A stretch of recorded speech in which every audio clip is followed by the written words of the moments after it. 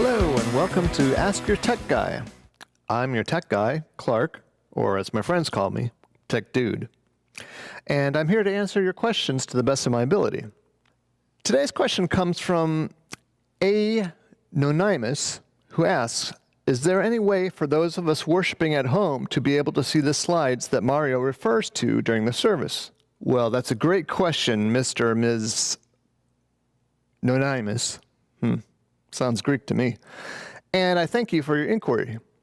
In fact, there is a way to do just that.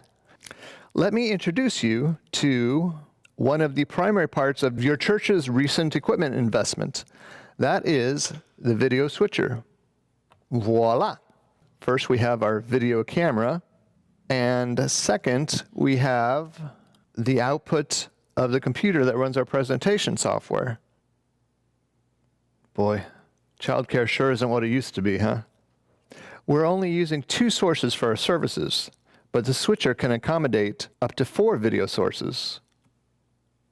I can even have an additional camera for my good side. After all, we all have to find our better angles. But I digress. Let's get back to our question, shall we?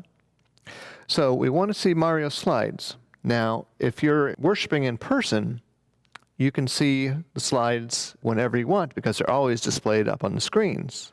But if you're watching online, we know you love his adorable mug, so we want to show that as much as possible.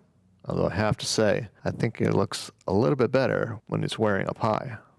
Now, because you want to see Mario's face as much as possible, we also have the ability to insert a picture over the slide. For example, we use this during the offertory while we display the slide on the ways of giving. We also are enjoying the beautiful music that Cindy and her helpers provide, so we can show that here in the corner of the screen. Now, in this case, if Cindy tells you she plays a little piano, it's not false modesty.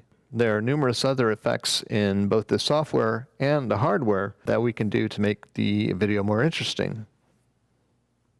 So if you get a chance to work back here, you can really release your inner George Lucas, J. Abrams, or Orson Welles, even for that matter. That about wraps it up for this episode. Before I ride off into the sunset, let me just say that I would love to have some of you join me here in the booth. Now that you've had a peek under the hood, I hope this equipment is not as intimidating as it may have been before. If you can aim a camera, press a button, and pay attention during the service, then you can do this. Or, if video is not your thing, you could operate the soundboard. You just need to have reasonably good ears, so those listening at home don't have this reaction. So whatever your interest, there's a place for you. Thank you again for your questions. Stay curious and stay positive.